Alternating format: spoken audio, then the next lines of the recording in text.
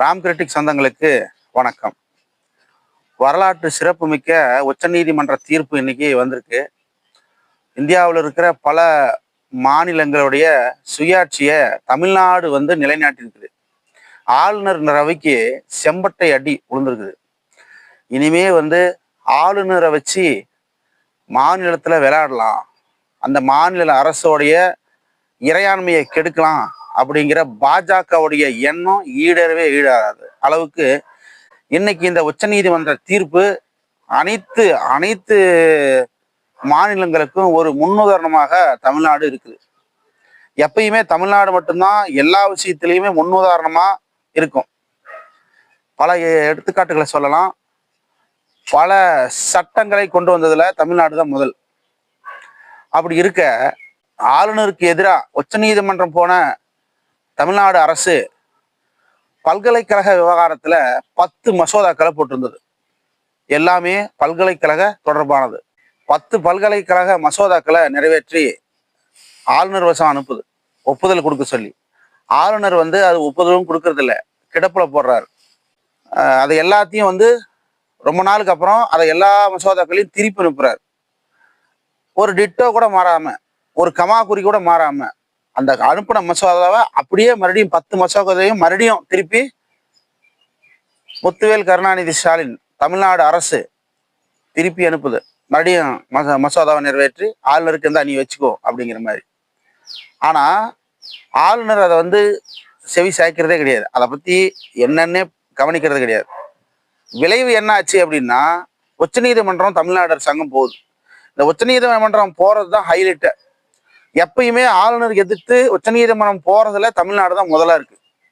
அதே விவகாரத்துல இன்னைக்கு நடந்த இன்னைய தீர்ப்பு ஆர்டிகல் 200 பயன்படுத்தி ஆளுநர் என்னுடைய உரிமை அப்படின்ற மாதிரி அதை நிராகரிக்க பார்த்தார். அதாவது மசோதாக்களை நிறைவேற்றி விடாம செய்ய பண்ணார். கடைசியா ஆளுநருக்கு கொடுக்கிற மசோதாக்கள், இந்த மசோதாக்களை as soon as possible அப்படின்னு தான் இருக்குது. ஆர்டிகல் 200ல இத்தனை காலவரையறைலாம் கிடையாது அப்படிங்கிறதெல்லாம் நிறைய டிபேட்ல நம்ம பார்த்துருப்போம். நிறைய பேர் அந்த டிபேட்ல பேசி அதை குறித்து ஆளுநர் மசோதா நிறைவேற்றத்தை பற்றி டிபேட் நடந்தப்போ அந்த டிபேட்ல நிறைய வெளிவந்தது. அப்போ as soon as possibleனா அப்போ எத்தனை மாசம் எத்தனை நாட்களுக்குள்ள ஆளுநர் அதை நிராகரிக்கிறான் அப்படிங்கிற ஒரு நாட்கள் குறிப்பிடப்படாமல் இருந்தது. ஆனா இன்னைக்கு உச்சநீதிமன்றம் 142 விதியின்படி 3 மாசத்துக்குள்ள நீங்க மசோதாவை பாஸ் பண்ணி ஆகணும். அது எந்த மாதிரி மசோதா அப்படின்னா, நீங்க ஜனாதிபதிக்கு அந்த மசோதா அனுப்புறீங்க அப்படின்னா, ஜனாதிபதிக்கு அனுப்புனாலும் 3 மாசத்துல அந்த மசோதாவை பாஸ் பண்ணியே ஆகணும். ஒவ்வொரு மாநிலத்தோட லெஜிஸ்லேட்டிவ் அசம்பிளிய நீங்க சீர்குலைக்க கூடாது. பலவிதமான பாயிண்ட்டுக்கு போட்டு உச்சநீதிமன்றம் சொல்லியிருக்கு. அதுல சிறப்பான பாயிண்ட்டுகள் எல்லாம் மாநிலத்தோடைய சுயாட்சியை நிலைநாட்டுற மாதிரி இருக்கு.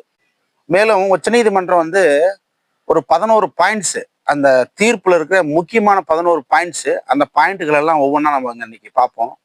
தீர்ப்பு, ஆளுநருக்கு எதிரான அந்த தீர்ப்பு. அரசியலமைப்பு சட்டத்தின் ஆர்டிகல் 200 அதன்படி ஆளுநர் சுயேட்சையாக முடிவெடுக்க அதிகாரம் இல்லை அப்படின்னு சொல்லியிருக்கு உச்சநீதிமன்றம். 2வது முறையாக பேரவையில் நிறைவேற்றப்பட்ட 10 மசோதாக்களை ஜனாதிபதிக்கு அனுப்பியது சட்டம் விரோதமானது அப்படின்னு சொல்லியிருக்கு. அடுத்த பாயிண்ட், காலவரையின்றி மசோதாக்களை நிறைவேற்றாம, அதாவது கையெழுத்து போடாம புறக்கணிக்கிறது தவறான செயல் அப்படின்னு உச்சநீதிமன்றம் சொல்லியிருக்கு. மசோதாக்களின் மீது முடிவெடுப்பதற்கு குறித்து காலக்கெடு நிர்ணயிக்க வேண்டும் அப்படின்னு சொல்லியிருக்கு.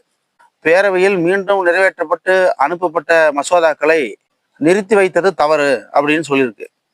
ஆளுநர் 3 முடிவுகளை மட்டுமே எடுக்க முடியும். அதாவது ஏத்துக்கலாம், கையெழுத்து போடலாம். 2வது திருப்பி அனுப்பலாம். 3வது ஜனாதிபதிக்கு அனுப்பலாம். அதன் மேல் கேள்வி எழுப்புவதோ, அதை விமர்சிப்பதோ, அதற்கான விளக்கம் கேட்பதோ இதெல்லாம் எதுவுமே கூடாது அப்படிங்கிறது தான் இந்த 3 விதிகள்.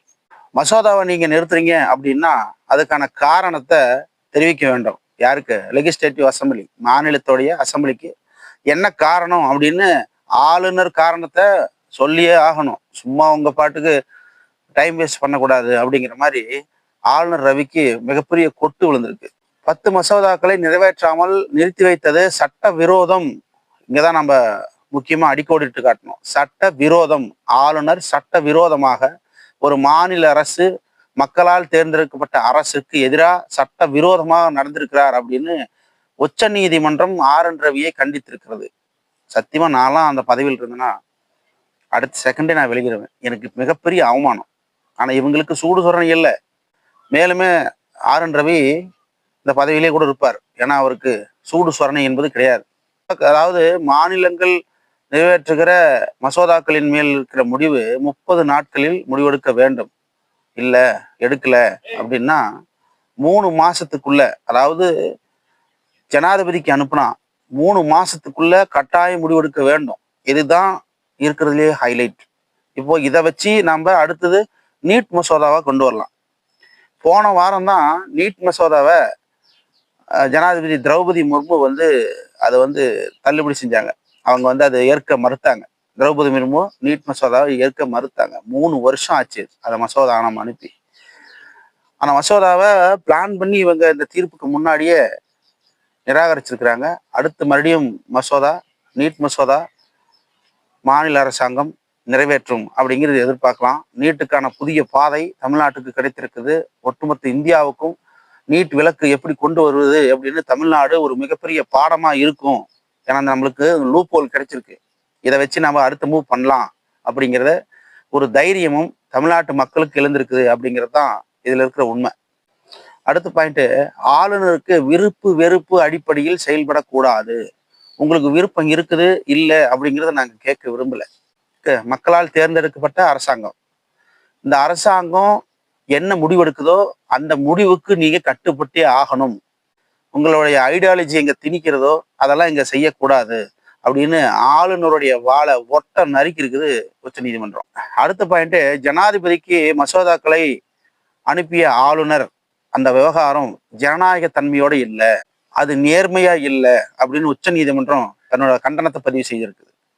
தீர்ப்பிலேயே வரலாற்று சிறப்புமிக்க தீர்ப்பை இன்னைக்கு தமிழ்நாட்டில் முத்துவேல் கருணாநிதி ஸ்டாலின் அவர்கள் வழங்கியிருக்கிறார். அது மட்டும் இல்லை, பெரியார் பல்கலைக்கழகத்துல ஒரு மிகப்பெரிய ஊழல் நடந்தது.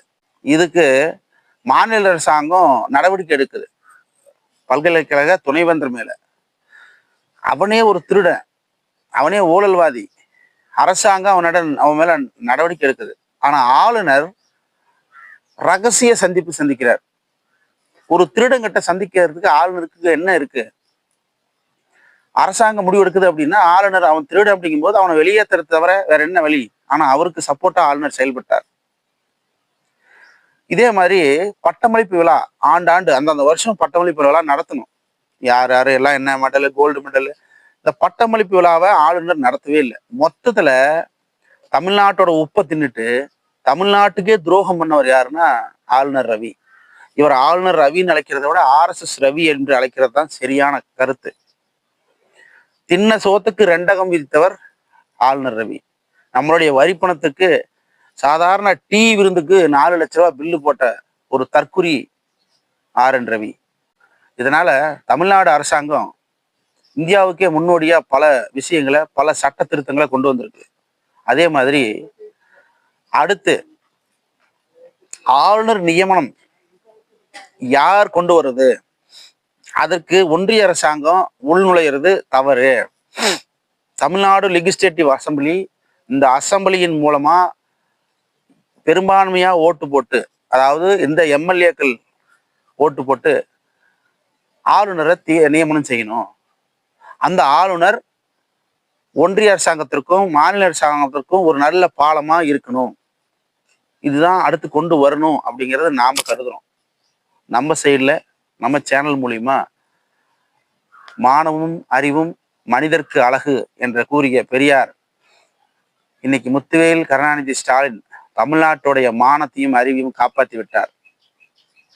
அடுத்த ஆளுநர் நியமனத்தை தமிழ்நாடு அரசு இந்தியாவுக்கே ஒரு நல்லுதாரணமா கொண்டு வரணும் அப்படிங்கிறது தான் நம்மளுடைய கனவா இருக்கு. அது கூடிய விரைவில் நடக்கும். அடுத்து ஒரு நல்ல பதிவுடன் சந்திக்கிறேன். நன்றி, வணக்கம்.